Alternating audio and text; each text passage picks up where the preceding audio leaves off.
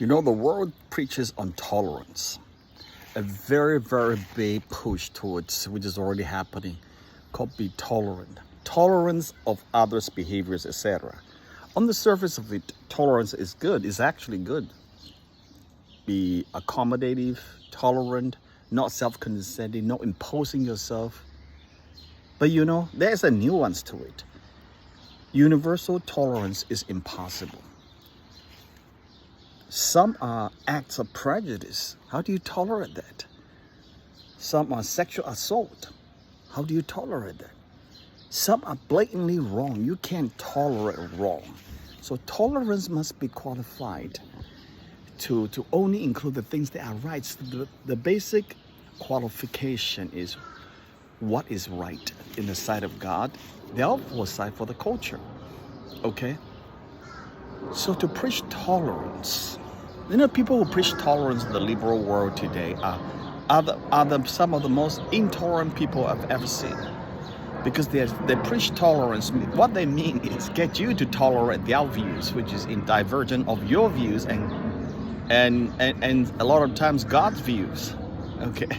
But if your views are different from their views, they will be intolerant towards your views.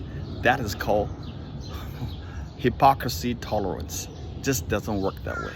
It works both. It gotta go both ways. You know, that's why just to preach tolerance, try to embrace it as a virtue, it's just wrong. God is not tolerant of sin. You know, we cannot be tolerant of sin. You know, people who commit crime, they go to jail.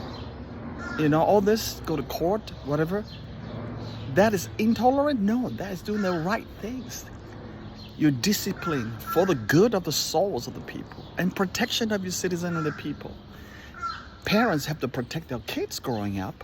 You can't say, oh, I want to be tolerant. Anything flies, come to my class, come to my kids in kindergarten or elementary school, grade 2. You're showing material that is against the legacy of the historical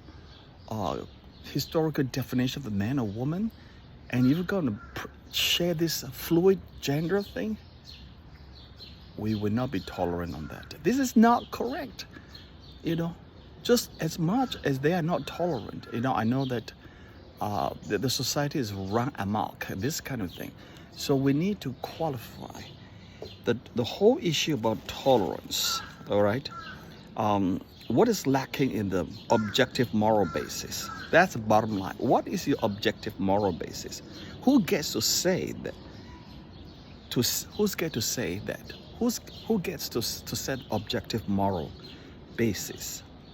Only Christian worldview provides genuine, true tolerance. That's right. That's a powerful statement. Only Christian worldview provides true tolerance. Even love your people whom you disagree. That is the gospel. Jesus said, love your enemies. Love your neighbor. Christian ethics is phenomenal, but yet you can't do any of this. It's just too demanding.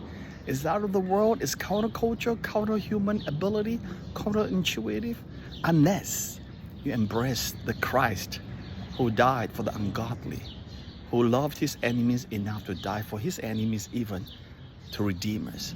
Unless you have a God that fills your heart to empower you, to walk with you, and not a historical figure just remotely, but his spirit is with us, the Holy Spirit with us today, walking with us, then it is possible.